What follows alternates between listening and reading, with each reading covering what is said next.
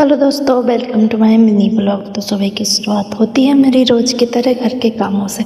घर पे कितना भी काम कर लो पर घर वाले हमेशा यही बोलते कि तुमसे कोई काम ही नहीं होता, तुम कोई काम की नहीं हो। और मुझे तो नाश्ता करना था, इसलिए मैं आ गई थी किचन पे। सबसे पहले मैंने पोहा बनाया। पोहा बनाने के बाद फिर मैंने नाश्ता किया। नाश्ता करने के बाद मुझे लगाना था घर पे पोंछा।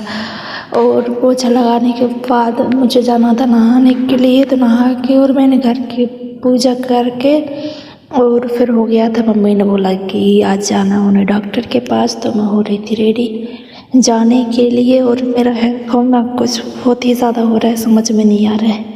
आने वाले साल तक तो मेरे सर पे बाल ही नहीं बचेंगे। इसके साथ मैं ये भी सोच रही थी कि आज मुझे किस तरह का हेयर स्टाइल करना चाहिए, क्योंकि मुझसे आता ही नहीं है हेयर स्टाइल करना।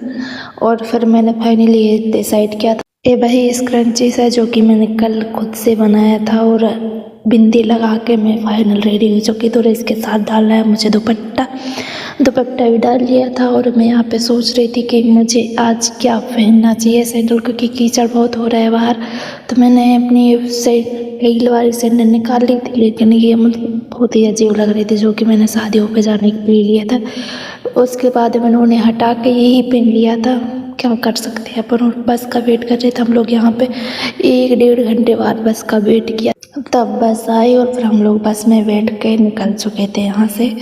और यहाँ पे हम लोग बैठे थे, मम्मी भी बैठी थी मेरे साथ। मेरा आज न जाने का कहीं भी बिल्कुल भी मन नहीं था। मैं तो यही सोच रही थी लास्ट मोमेंट तक कि मम्मी मुझे बोल दे कि रहने दे, मत जा तो कितना अच्छा होता। सोच मतलब क्या ही बता, मुझे बारिश में कहीं भी जाने का मन नहीं करता। ऊपर से कीचड़ होती है, उस पर चलने में भी मुझे तो बहुत प्रॉब्लम होती।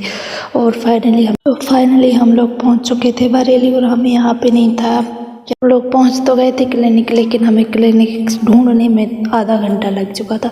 और यहाँ पे बहुत ही ज़्यादा भीड़ थी, जो कि मम्मी अंदर बैठी थी। और उसके बाद हम लोगों को 4:30 बजे हम यहाँ से निकले। तो अभी तो हमने मम्मी की दवाइयाँ भी नहीं ली थी।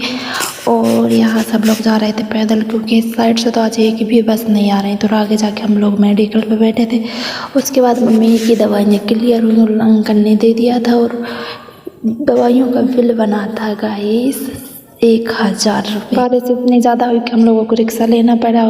और ऑटो वाले ने हम लोगों से पता 60 रुपये ले लिए थे भाई। वो भी बस थोड़ा दूर ही जाना था। और हम लोग निकल चुके थे वहाँ से घर के लिए। और हम छीन मोड़ आ गए थे। और फिर हम लोग फाइनली शाम को रात पे घर आ चुके थे। तो करते इस ब्लॉग के